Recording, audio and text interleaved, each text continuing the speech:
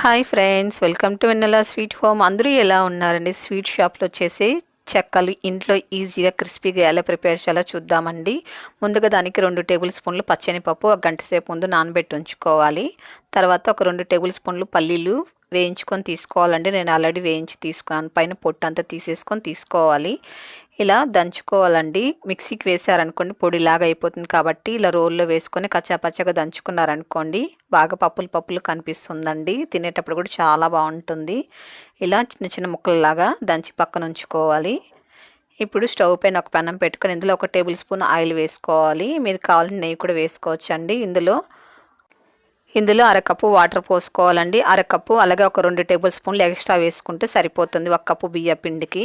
ఇందులో తగినంత సాల్ట్ వేసుకోవాలి. అలాగే కొద్దిగా జీలకర్ర, అలాగే పొడి చేసుకున్న ఎండుమిరపకాయల పొడి వేసుకోవాలండి. మీరు కావాలంటే కారం పొడి కూడా వేసుకోవచ్చు. ఇందులో కొద్దిగా అల్లం వెల్లుల్లి పేస్ట్ వేసుకోవాలి. అలాగే ఇందులో మనము నానబెట్టి ఉంచుకున్నాం కదా పచ్చనిపప్పు, అది కూడా వేసేసుకోవాలి. 1 గంట సేపన నానబెట్టి ఉంచండి. చక్కగా బాగా నానుతుందండి. పప్పులు తినేటప్పుడు కూడా చాలా బాగుంటుంది. అలాగే ఇందులో సన్నగా కట్ చేసుకున్న కరివేపాకు కూడా వేసుకొని ఇదంతా ఒకసారి బాగా కలుపుకోవాలి. కలుపుకున్న తర్వాత బాగా నీళ్ళు ఇలా ఉడికించుకోవాలి. ఇలా ఉడికించుకున్న తర్వాత ఇప్పుడు సిమ్లో ఉంచుకొని బియ్యం పిండి తీసుకొని 1 కప్పు ఇందులో వేసుకొని కలుపుకోవాలి. సిమ్లో ఉంచుకోవాలండి. అలాగే మీరు ఇంట్లో అడిచిన పిండి అయినా పర్వాలేదు, లేకపోతే షాప్లో తెచ్చుకున్న బియ్యం పిండి అయినా కూడా పర్వాలేదండి, దేంతోనే చేసుకోవచ్చు. అలాగే మనం దంచి ఉంచాం కదా పల్లీలు కూడా ఇందులో వేసేసుకొని ఇదంతా బాగా కలుపుకోవాలి. ఇదంతా ఒక 2 నిమిషాల పాటు బాగా ఇలా కలుపుకోవాలండి సిమ్లోనే ఉంచుకొని. ఇప్పుడు స్టవ్ ఆపేసుకొని ఇప్పుడు దీనిపైన మూత పెట్టుకుని ఒక 2 నిమిషాల పాటు వదిలేసేయాలి. చూడండి 2 నిమిషాల తర్వాత చక్కగా పిండి అంతా కూడా బాగా ఉడుకుతుందండి వేడికి. ఇప్పుడు దీన్ని ఒక గిన్నెలోకి తీసేసుకుందాము. ఇప్పుడు ఇది మనం వేడిపైనే చేత్తో ఒత్తుకోవాలండి. చేయికి వేడిగా ఉంటుంది కాబట్టి ఇలా నీళ్ళు తడుపుకుంటూ ఒత్తుకోవచ్చు.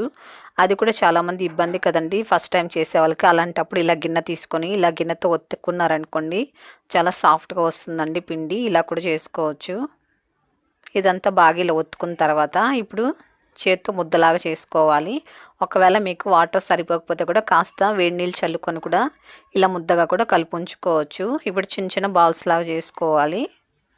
మరి పిండి ఎక్కువ లూజ్గా ఉందనుకోండి ఆయిల్ ఎక్కువ పీలుస్తుందండి. కాబట్టి పిండి కాస్త గట్టిగానే కలుపుంచుకోవాలి. ఇలా చిన్న చిన్న బాల్స్ లాగా చేసుకున్న తర్వాత ఇప్పుడు దీనిపైన మూత పెట్టుకోవాలండి. మనం చెక్కలు ఒత్తుకునేటప్పుడు కంపల్సరీ మూత పెట్టి ఉంచుకోవాలి పిండి పైన. ఇప్పుడు ఒక కవర్ తీసుకొని కవర్ పైన కాస్త ఆయిల్ అప్లై చేసుకోవాలి. మనము ఒకేసారి కూడా 4-5 కూడా చెక్కలు అనేది ఒత్తుకోవచ్చండి ఈజీగా ఈ ప్రాసెస్లో అయితే. ఇలా 4 పెట్టుకొని ఇలా క్లోజ్ చేసుకొని ఇప్పుడు మనము ఇలా ఫ్లాట్గా ఉండే దాంతో ఒత్తుకున్నాం అనుకున్న చక్కగా వస్తుందండి. ఈ చెక్కలు చేయడానికి ఎక్కువ సమయం కూడా పట్టదండి. ఒక 5 నిమిషాలు ఈజీగా చేసేసుకోవచ్చు. నెల రోజులు కూడా స్టోర్ చేసి ఉంచుకోవచ్చు అండి. పిల్లలకైతే స్నాక్గా కూడా ఇవ్వచ్చు. అలాగే సైడ్ డిష్ కూడా నంచుకొని తినొచ్చండి. చాలా బాగుంటాయి. చూడండి ఇలా పల్చగా ఉండాలి, మరి ఎక్కువ మందంగా ఉండకూడదు. ఇప్పుడు వీటిని పక్కన పెట్టుకొని స్టవ్ వెలిగించుకొని ఒక ప్యాన్ పెట్టుకొని ఇందులో ఆయిల్ పెట్టుకొని వేడి చేసుకోవాలి. ఆయిల్ బాగా వేడెక్కిన తర్వాత మీడియం ఫ్లేమ్లో ఉంచుకొని వీటిని వేసుకొని ఫ్రై చేసుకోవాలి. ఇవి వేసిన తర్వాత ఒక 2 నిమిషాల పాటు మీడియం ఫ్లేమ్లో ఉంచుకోవాలండి. తర్వాత హై ఫ్లేమ్లో ఉంచుకోవాలి. ఈ 1 నిమిషం పాటు కదపకుండా వదిలేసేయాలి. తర్వాత ఇలా తిప్పుతూ ఫ్రై చేసుకోవాలండి. ఒకే వైపు ఎక్కువసేపు పెట్టకండి. మధ్యలో ఇలా తిప్పుతూ మనం ఫ్రై చేసుకున్నాం అనుకోండి ఈవెన్గా ఫ్రై అవుతాయండి. అలాగే పప్పులు కూడా అస్సలు మాడవు. కాబట్టి ఇలా మధ్యలో ఇలా తిప్పుతూ ఫ్రై చేసుకోవాలి. మీరు నెల రోజులు స్టోర్ చేసుకోవాలి వీటిని అనుకున్నట్లయితే మీరు వేయించుకున్న తర్వాత టిష్యూ పేపర్ పైన వేసుకొని బాగా ఆయిల్ అంతా ఒత్తేసుకోండి. తర్వాత మీరు స్టోర్ చేసి పెట్టుకున్నా కూడా అస్సలు ఆయిల్ స్మెల్ రాదండి. నెల రోజులైనా కూడా చక్కగా ఫ్రెష్గా ఉంటాయి. చూడండి ఇలా ఒక వైపుకి ఇలా తిప్పుకుంటూనే మనం ఫ్రై చేసుకోవాలండి. అప్పుడే చక్కగా ఈవెన్గా ఫ్రై అవుతాయి. చూడండి మంచి కలర్ వచ్చేసింది. అలాగే పప్పులు కూడా చూడండి అస్సలు మాడిపోలేదు. చూడండి ఆయిల్లో నురగంతా కూడా ఆగిపోయింది. బాగా నురగంతా ఆగిన తర్వాతనే వీటిని తీసుకోవాలండి. అప్పుడే చాలా క్రిస్పీగా వస్తుంది. ఇప్పుడు వీటిని తీసేసుకుందామండి.